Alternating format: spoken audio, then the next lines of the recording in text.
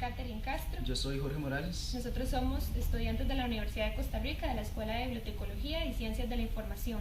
Ajá.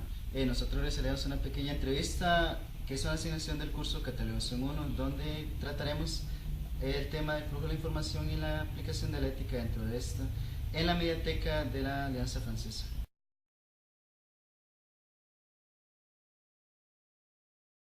La Alianza Francesa de Costa Rica fue fundada en 1949, cuyos objetivos son contribuir con todos los actores de la red de cooperación y acción cultural para la difusión de la lengua y de la cultura francesa en el extranjero, poniendo a disposición una colección de calidad ligada a la actualidad, a la gestión profesional y abarcando todos los soportes de información y utilizando las tecnologías más modernas de la información.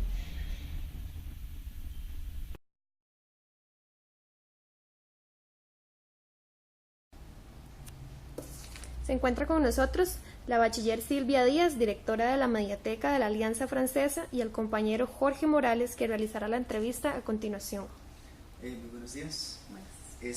Bueno, esta entrevista, como ya dijimos, va a tratar acerca del procesamiento de material. Entonces me gustaría primeramente saber cuál es todo el proceso que ustedes realizan para procesar el material que reciben, desde que lo compran, canjean o se lo donan, hasta que lo ponen en el estante. Bueno, todos los procesos que hacemos no son solo técnicos, ¿verdad? También son administrativos. Entonces nos llega el material, tenemos que ver primero si llegó en buen estado. Si fue una compra, hay que ver el estado.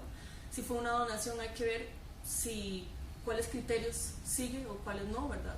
En qué tipo de colección lo ponemos o en dónde.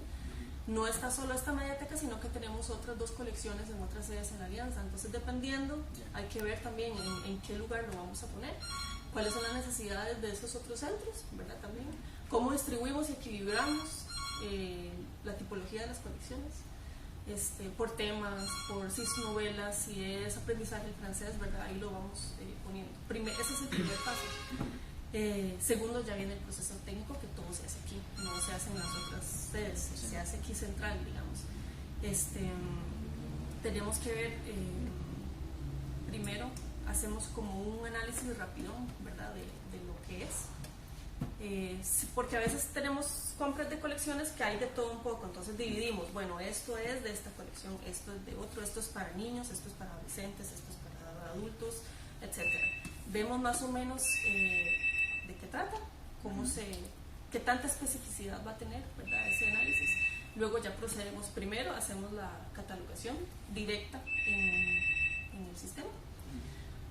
Tenemos algunas fuentes que ya sabemos, por ejemplo la Biblioteca Nacional de Francia, ahí ya buscamos a veces el registro para agilizar un poco también, hacerlo más rápido, porque a veces no hay suficiente personal ni tiempo para estar dedicándole tanto tiempo, ¿verdad? Realizamos también la indexación seguidamente, completamos el registro en la base de datos, luego le hacemos todo el proceso físico, le ponemos la etiqueta, el código de barras. Aquí siempre, en esta parte siempre ponemos también la misma información que acá, y se diferencia porque ponemos también de qué sede es, si es de la Alianza Francesa de la Sabana, si es de la Alianza Francesa de Heredia o si es acá. La mayoría de los libros tienen se emplastican para evitar que se dañen muy rápido. Aunque no es con todo, de repente hay libros que son como de tapa dura, que están muy bien. Por ejemplo, esos que ves ahí, que son como de tela, esos no los vamos a necesitar, pero digamos que la mayoría sí están plasticados. Ok, entonces este procesamiento técnico que ustedes utilizan es automatizado. Sí. Sí. ¿Qué tipo de paquete informático utilizan para...? Es un software francés que se llama Agat. Ajá, tenemos la última versión que ellos ponen a disposición. Entonces es un software de gestión de biblioteca normal, gestión de adquisiciones, autoridades, préstamos, usuarios, todo. Entonces, ¿y este software sigue tal vez el reglamento de las RCA? Sí, claro. Ok, bien, entonces es lo que utilizan acá. Ajá. Sí, bien. Mi tercera pregunta, ¿qué instrumentos utilizan para hacer todo este procesamiento técnico? Aquí están. Entonces, para la catalogación, este es el manual. Son manuales que se usan en la mayoría de las bibliotecas francesas y más que todo en las mediatecas de la red de alianzas francesas en el mundo. Entonces todas las alianzas francesas van a tener los mismos instrumentos. Este es el de catalogación, este es el de la indización, que es propio para este tipo de mediatecas.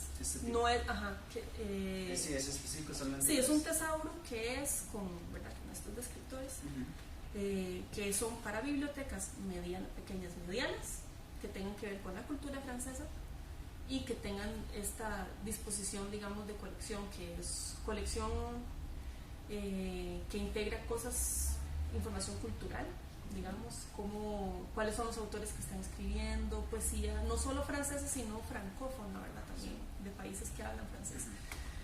También la parte del aprendizaje del francés.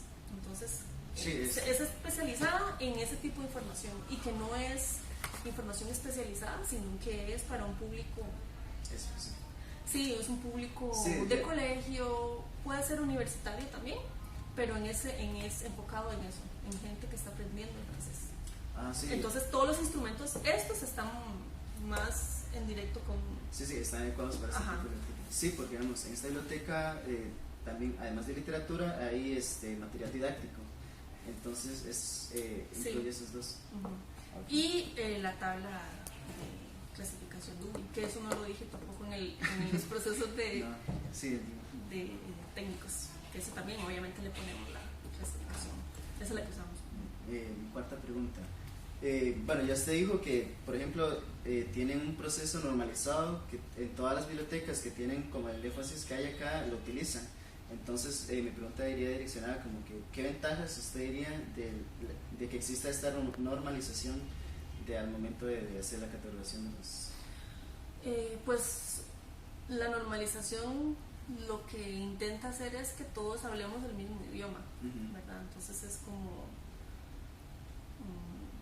decir, estamos hablando de lo mismo y nos vamos a entender, sea que usted esté en una mediateca de Alianza Francesa en China, la de Guatemala y la de acá y en Europa, o sea, entonces estamos hablando igual, además de que también agiliza el intercambio de información, ¿verdad? Entonces si otra mediateca tiene ya el registro hecho y ya es más fácil interpretarlo, no perdemos tanto tiempo y hacemos nuestro trabajo más rápido.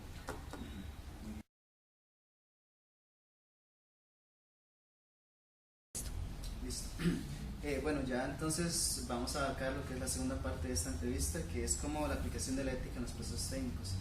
Hace un momento usted mencionó que a veces, bueno, cuando llega material se fijan, por así decirlo, en otras bases de datos para ver si ya está catalogado. Entonces mi pregunta iría como, ¿qué bases éticas se aplican ustedes al momento de hacer esto? Lo que hacemos primero es revisar la información que está ingresada en esas bases de datos. La principal es la Biblioteca Nacional. Obviamente tenemos confianza y seguridad de que está bien hecho, ¿verdad?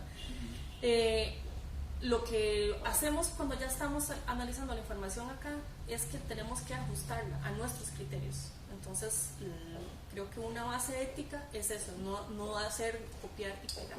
No, usted piensa primero cuál es nuestro público siempre, ¿verdad? ¿Qué tan específico va a ser su búsqueda cuando lo hagan en la base de datos o cuando nos pregunten a nosotros? Entonces, y nosotros tenemos una política documental establecida. Entonces, es siempre ajustarla a eso. Y la primera base ética es el público. Entonces, por ejemplo, como no somos una biblioteca especializada, a cada documento no le vamos a asignar 10 descriptores, por ejemplo. Tal vez en la base de datos de la Biblioteca Nacional, el documento mismo que estamos analizando va a tener los 10, nosotros no vamos a usar 10, por el tipo de público que tenemos.